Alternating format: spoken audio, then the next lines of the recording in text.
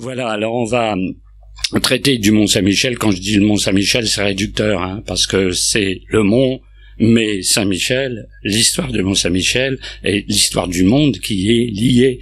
Vous allez voir que le monde entier est lié, en fait, à l'histoire de Saint-Michel.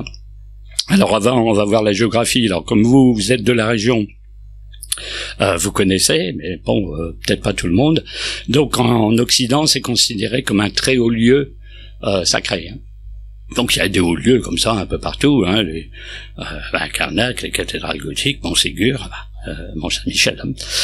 Alors donc c'est situé dans le nord-ouest de la France, à la limite donc de la Normandie et de la Bretagne. Hein. Ah, ça jouxte, hein, les deux provinces. Vous allez voir pourquoi, au lieu d'être en Bretagne, c'est en Normandie. Hein.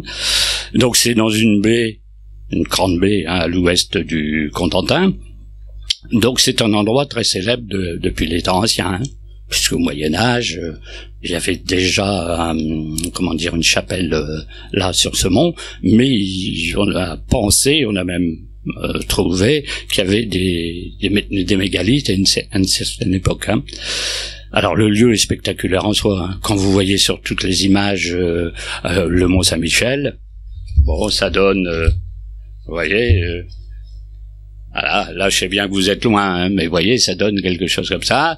Bon, au milieu de l'eau, alors pas toujours au milieu de l'eau, puisque vous savez, à un moment la mer se retire, hein, mais bon, une curiosité géographique et architecturale en soi. Hein. Alors au début, il n'y avait pas l'abbaye, hein, et puis la flèche, hein, etc. Alors, il faut savoir que dans les temps anciens, avant Jésus-Christ et dans l'Antiquité, eh bien, la Manche, ce qui correspond aujourd'hui à l'Angleterre, etc. En gros, tout ce qui était au nord de la Loire et au nord du Danube, oh, c'était le monde inconnu. Hein. D'accord, on savait bien qu'il y avait des terres et des populations. Très très peu y allaient. Hein. Alors pourquoi? Parce que les civilisations étaient au niveau de la Méditerranée. Si vous prenez les civilisations anciennes, l'Égypte, les Philistins, Israël, voilà, la Babylonie, voyez où c'est, hein, c'est le Moyen-Orient, la Grèce, Rome. Bon, alors bien sûr, après on dit au nord. Alors au nord, il faut justement passer le Danube, passer la Loire. Et alors monter plus au nord, ça arrivait. Alors vraiment, c'était le bout du monde.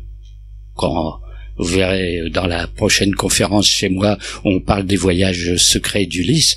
Visiblement, il est allé en Angleterre et en Irlande, peut-être en Islande.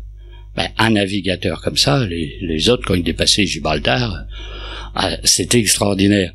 Hein. Donc, c'est déjà une curiosité. Hein. La deuxième curiosité, c'est au milieu des flots,